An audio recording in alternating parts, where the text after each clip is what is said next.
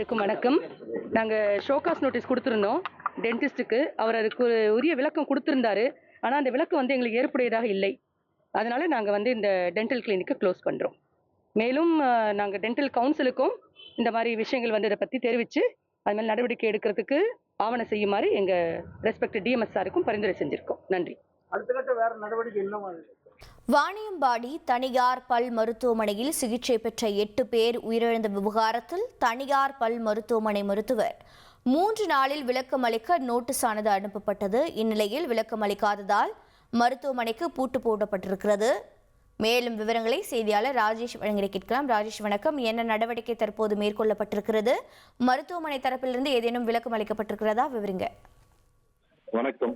திருப்பத்தூர் மாவட்டம் வாணியம்பாடி பல் கிளினிக் கடந்த 2023ஆம் ஆண்டு சிகிச்சை பெற்ற 8 பேர் அடுத்தடுத்து உயிரிழந்த நிலையில் தமிழ்நாடு பகுதி சுகாதார இயக்குநர் மற்றும் வேலூர் சிஎம்சி மருத்துவமனை நடத்திய ஆய்வில் ஒரு முறை பயன்படுத்திய கருவை மீண்டும் மீண்டும் நோயாளிகளுக்கு பயன்படுத்தியது ஆய்வில் தகவல் வெளியானதை தொடர்ந்து திருப்பத்தூர் மாவட்டம் சுகாதாரத்துறை இயக்குநர் ஞான மீனாட்சி ஆய்வு செய்த நிலையில் 2023ஆம் ஆண்டு செயல்பட்டு வந்த விடிஎஸ் கிளினிக் என்ற பெயரை மாற்றி அறிவு மருத்துவமனை என்ற பெயரில் மற்றொரு மருத்துவமனை செயல்பட்டு வருவதால் பல் மருத்துவர் அறிவரசன் விளக்கம் கேட்டு மாவட்ட சுகாதார இணை இயக்குனர் ஞான மீனாட்சி மற்றும் மருத்துவ குழுவினர் தபால் மூலம் மருத்துவரிடம் 3 நாட்களுக்கு விளக்கம் அளிக்குமாறு தவறும் பட்சத்தில் சட்ட நடவடிக்கை மேற்கொள்ளப்படும் என தபால் மூலம் கடிதம் அனுப்பப்பட்ட நிலையில் இன்று திருப்பத்தூர் மாவட்ட சுகாதார இணை இயக்குனர் ஞான மீனாட்சி தலைமையிலான மருத்துவ குழுவினர் வாணியம்பாடி வட்டாட்சியர் உமா ரம்யா தலைமையிலான வருவாய்த்துறையினர் மருத்துவமனைக்கு இன்று பூட்டு போட்டனர்.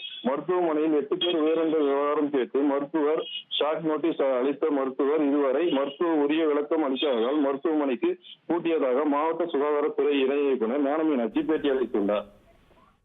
உங்களுடைய தகவல்களுக்கு நன்றி ராஜேஷ். செய்திகளை உடனுக்குடன் தெரிந்து கொள்ள உடனே சப்ஸ்கிரைப் பண்ணுங்க.